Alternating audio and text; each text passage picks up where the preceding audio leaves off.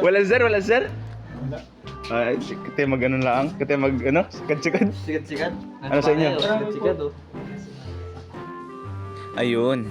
Kami ba naman ay galing sa school, wala naman pala si sir. Eh di nagsayang lang ako ng gasolina pa rin eh. Pakalay-lahi pa naman ng Talawan eh. Eh di sabi na lang namin eh, punta na lang kita rin sa munisipyo at kaintindi kita ng medical. Doon kita magabayad bago mag-medical center. Tapos na rin yung dalawang klase mga kulit tayo eh. Ay, gapo, ano, idol ko tayo. Kailangan ko ng picture kay Dada. Pagkagaling pa lang namin sa school, eh, nagpunta na rin kami sa bayan. Sa munisipyo, doon muna magabayad bago magpa-medical.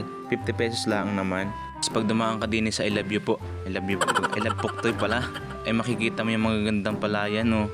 Yan ang ganda man din tanawin, bakit ka nag-drive. Pagkadating pa lang namin din sa bayan, ay agad na rin kami dumiretso sa bagong munisipyo. Kasi yung aking videographer ay ang loko, nakita lang ng chicks ay binalik pa, makatampalasan. Pag pinagalitan naman ng katipan, mag-ainom at mag-amaoy, kapihak.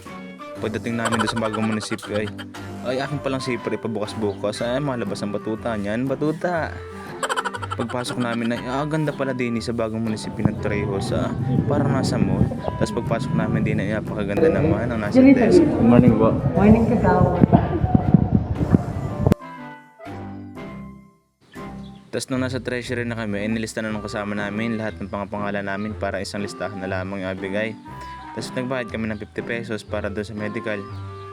Medyo inamalas-malas nga ni at pagpunta namin doon sa center, wala naman palang doktor mag-medical. Hindi kami nag-fishball muna din tapos yung maring ko ay tuloy ang subo ng fishball. Ano na yung kay Mari na yan At dahil inamalas-malas nga ni sabi ng klase ko punta na lang kita rin sa Kagpo doon sa tabing dagat nung kita makain ng tanghalian, magaluto lang kita ng kanton. Di pagkatapos namin kumain ng fishball, di nagpunta na rin kami agad. At syempre magaluto pa kami, magasaing pa. Di naman kami parehas at gawa ng sanay naman kami doon sa Kagpo magtambay bagay walang nagawa sa school. Syempre, hindi mawawala ng ambagan pag makain.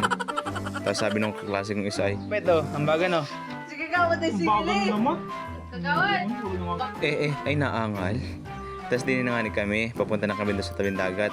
Kasi ko inita na bilisan ninyo at yung init. Pinilisan nga naman mga tuto. Tapos pagdating ninyo sa mga ganyang tanawin talagang paparelax ang inyong damdamin. Tapos tingin pa si Mari parang turista makauris. 12 na pala nga na yan kaya kami nagsayang agad. Tapos tingin pa naman yung mga loko yan ang gagaling magulong ng apoy ate karaw. Tingin naman una ko yung kusta ng gawin tapos madalit na Yang gagaling Auto yan ang mura ng lighter 10 piso lang bakit turping ko.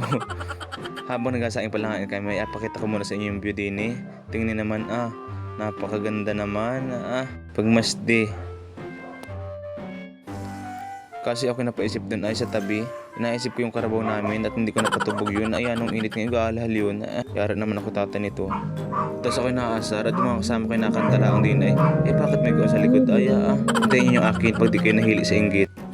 Charis. Tapos tingnan nyo kasama kayo nagahindo para ito yung unggoy Tapos yun nalangan yung ulam binubuo pa. Makasam lang.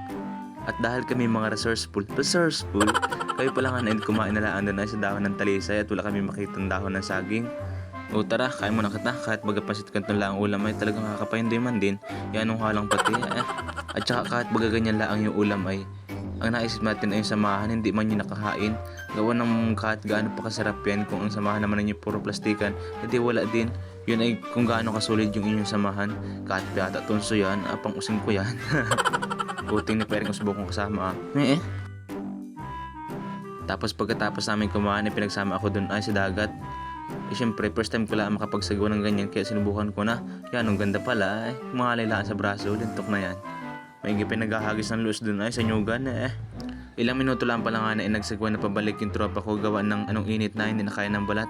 Kahit baga dati nang maitim hindi pa rin kaya ng balat sa sobrang init di yun, bumalik na nga kami di siya ni utoy mo parang bading. Charis. Hala na, nasagawa naman pabalik. Babush.